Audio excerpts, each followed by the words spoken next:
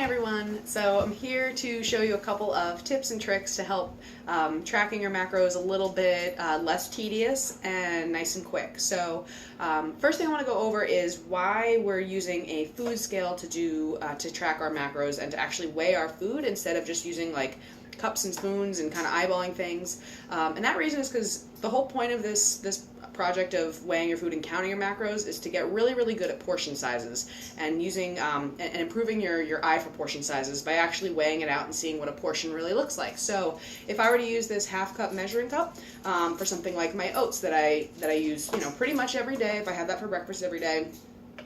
So for me to measure my oats, if I was just going to use my my measuring cup here, I would just grab a little scoop. I'd say, okay, that's about a half a cup, and then I would add that to my bowl, and I'd be done. And some people, might even just grab a handful and not even use a measuring cup. But when I do that, and I just measured that as I did it, it's actually a half cup serving is 40 grams, and what I just weighed out is 51 grams. So it does add up if you're to have that every single day. An extra 10 grams of oats is something like an extra 40 calories or so. So again, it's not a huge deal for any one given meal, but if you're doing that on a daily basis with any of your food choices, that is going to add up, and then you're going to get frustrated and understand why things aren't working. And that can make the difference between, maintaining your weight and losing weight, sometimes just a few calories over the course of a week. So instead, what I recommend is weighing your food in one of two ways. You can either do it just like that, where you have your bowl or your plate on your food scale, you hit tare, which will zero your scale, and then add your ingredient, whether it's, I'm going to have a half a cup of oats. So for me, with this measuring cup, I know I have to have pretty much like a scant half cup, and even that is actually a little bit more than 40 grams, so I'm going to back that off a little bit or whatever. So it's about 40 grams, but I know for me I'd actually have to have a little bit less than a half cup to even use this one and have it be accurate for my oats. So that's one way to do it, and then I would just hit tare again, and then I would add my next ingredient to the bowl, and just whether it's berries or whatever it is, and I would just keep hitting tare and just either writing down or taking a note on how many grams of each ingredient and then adding it to the app later on.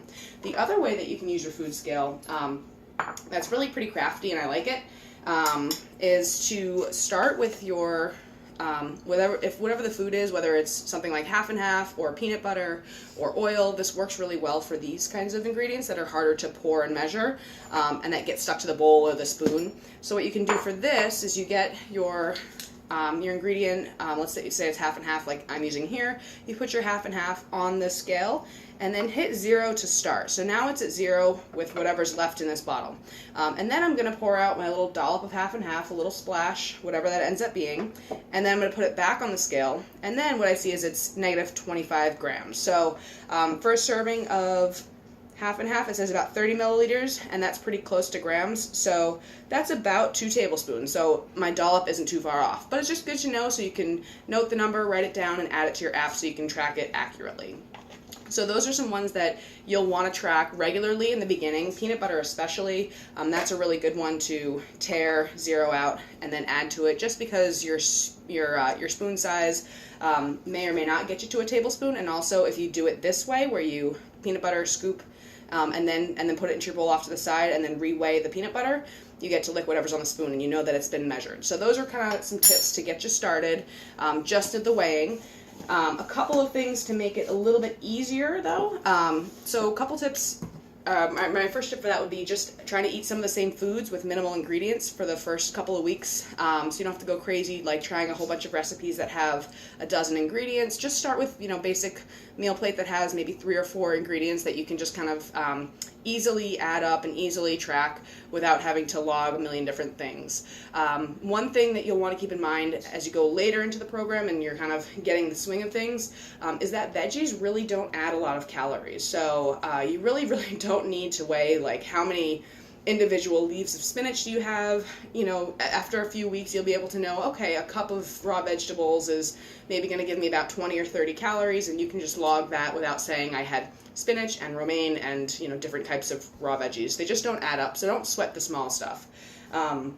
But again, that's after a couple weeks, once you've really gotten a hang of what's the small stuff and what's not. In the beginning, I really want you to try to be diligent about, getting the half and half, weighing exactly how much peanut butter you have, just so you know. This is all awareness stuff. It's not good to have 2 tablespoons, or better to have 1 tablespoon. Just know how much you're having so that you can make tweaks more globally.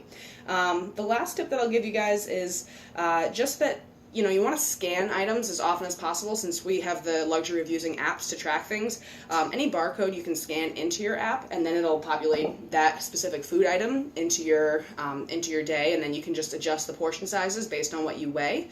So that's a really easy way to get things into the app. But it also works really well if you can use, if you are eating some processed foods. Some make this process a lot easier. So like a piece of string cheese, I don't really have to weigh because it's pre-portioned. I have ice cream bars that I really like. They're pre-portioned. So that's kind of nice too. You don't have to weigh those items if they've been pre-portioned and kind of individually wrapped. You're going to get pretty close to what the serving size on the label tells you. Okay? So those are my tips. Hopefully this makes this a little bit easier. If you have any questions or if you have any tips that you come across along the way, just share them in the group or let me know. I'll talk to you soon. Bye-bye.